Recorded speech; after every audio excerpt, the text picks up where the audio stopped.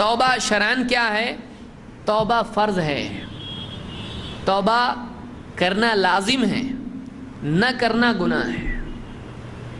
یعنی گناہ آدمی سے ہوگا دنیا میں، لیکن ہو جانے کے بعد آدمی سوچے گناہ تو ہو گیا اب کیا کرنے کا، چھوڑ دو، نہیں۔ گناہ ہو جائے اگر کسی سے تو اب گناہ سے بچنا گناہ سے پہلے فرض تھا، گناہ سے بچنا گناہ ہونے سے پہلے کیا تھا؟ فرض تھا۔ گناہ سے پہلے تقوی فرض تھا، گناہ ہو جانے کے بعد توبہ فرض ہو گئی۔ گناہ سے پہلے گناہ سے بچنا فرض تھا، تقوی فرض تھا، اب گناہ ہو گیا، اب توبہ فرض ہو گئی ہے، اب توبہ کرنی پڑے گی۔ اور چاہے گناہ نہیں ہوا ہو، آدمی کا اللہ سے اپنی نیکیوں میں بھی کوتاہی سے اللہ سے استغفار کرنا ضروری ہے۔ نماز پڑھ کے ہم کیا کرتے ہیں؟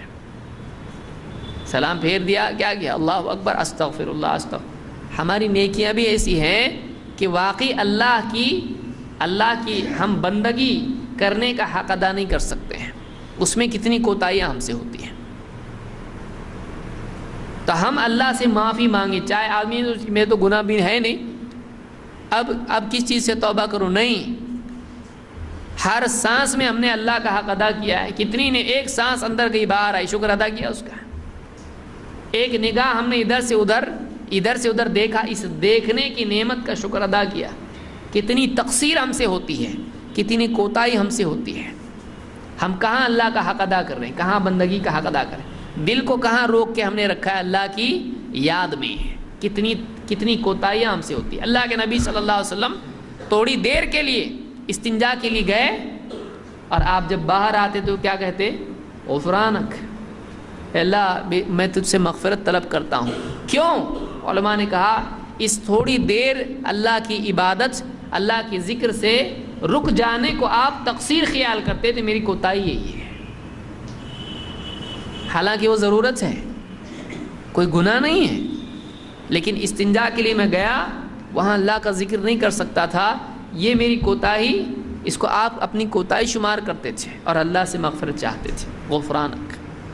اور بعض علماء نے کہا کہ جیسے اللہ تو نے میرے جسم کی گندگی دور کر دی، میرے گناہوں کی گندگی بھی دور کر دے۔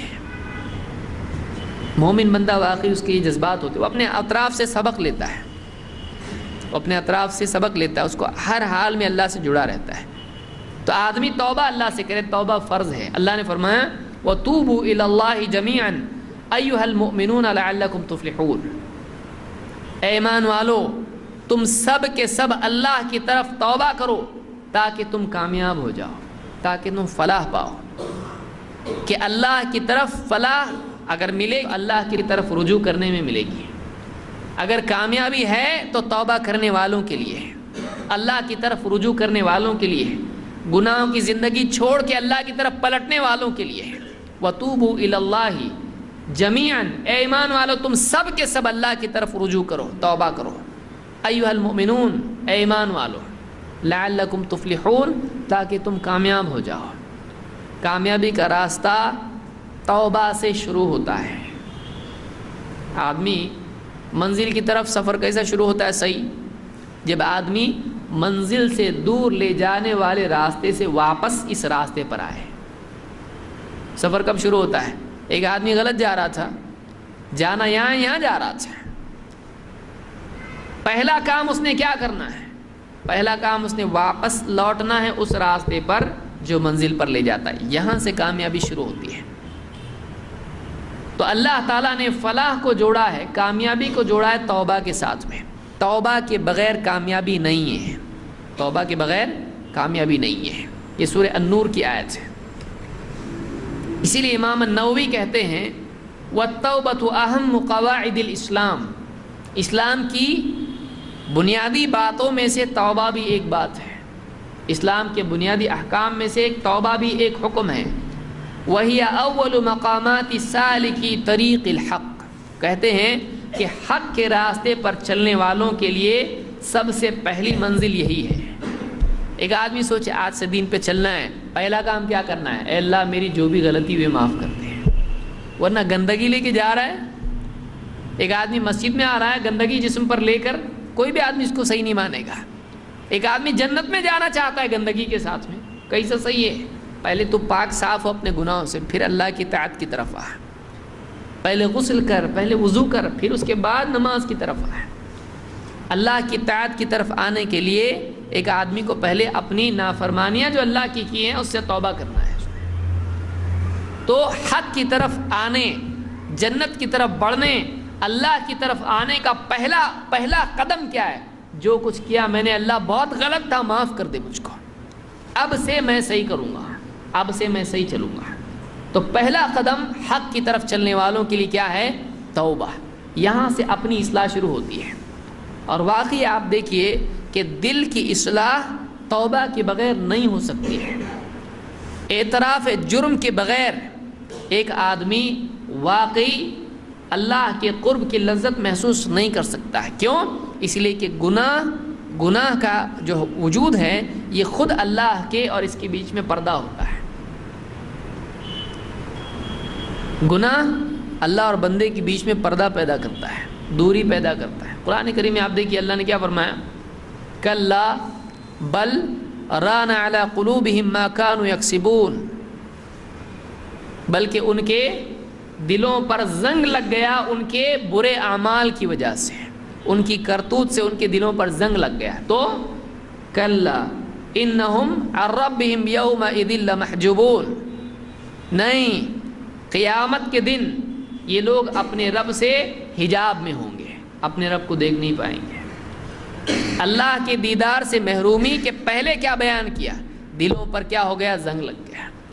دنیا میں دلوں پر زنگ لگ گیا، بصیرت ماند پڑ گئی، اللہ کی نشانیاں نہیں دیکھ سکے، سامنے سے نشانیاں گزرتی رہیں، کوئی سبق نہیں لیا، یہاں تک کہ کفر پر مر گئے، توبہ کی توفیق نہیں ہوئی، شرک، کفر اور اللہ کی نافرمانی پر مر گئے۔ پھر قیامت کے دن جب اٹھے تو دنیا میں جیسے آنکھوں کو، دل کو اللہ کی نشانیاں دیکھنے کی توفیق نہیں ملی، ان سے سبق لینے کی توفیق نہیں ملی، مرنے کے بعد قیامت کے دن اللہ کو دیکھنے کی بھی توفیق نہیں ملے گی۔ جو دنیا میں اللہ کی آیات کو نہ دیکھے، دل پر پردہ اس کے پڑ جائے، قیامت کے دن اس کی نگاہوں پہ پردہ پڑ جائے گا، اللہ کو نہیں دیکھ پائے گا۔ کفر و شرک کو چھوڑتا نہیں آدمی، نفاق سے نکلتا نہیں ہے، ایسا آدمی اللہ کو قیامت کے دن دیکھ نہیں پائے گا۔ دنیا میں بھی ایک آدمی کے گناہوں کی وجہ سے اس کے اور اللہ کے بیچ میں ایک پردہ ہو جاتا ہے، ایک دوری ہو جاتی ہے۔ توبہ اس پردے کو ہٹا دیتی ہے، گناہ کر کے بھی اللہ کا مقرب بن جاتا ہے آدمی۔ کب؟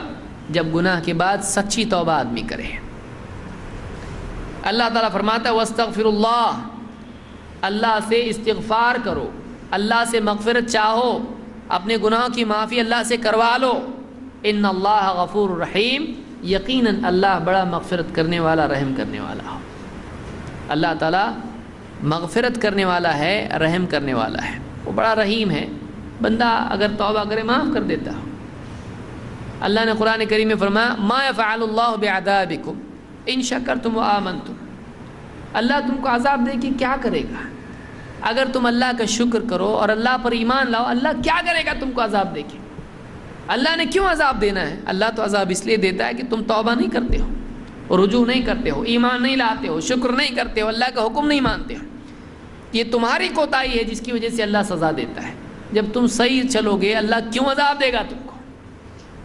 عذاب تو آدمی خود مول لیتا ہے، اللہ نے اس کو کہا ہے نافرمانی کرنے کے لیے، آدمی خود اپنے اوپر ظلم کر لیتا ہے۔ ایک آدمی کھائی میں کود جائے، ایک آدمی بلڈنگ کے اوپر سے کود جائے، ایک آدمی آگ میں ہاتھ ڈال دے، آگ جلے گا اس کا، اوپر سے گر کے ہڈی ٹوٹے گی اس کی۔ کون کودا اوپر سے؟ وہ خود کودا ہے۔ پھر اللہ کو نہیں کہہ سکتا اللہ نے کیوں ایسا قانون بنایا کہ آگ سے جلتا ہے؟ اللہ نے تو بنایا ایسا، لیکن تجھ کو عقل دی تھی کہ تو بچتا اس سے۔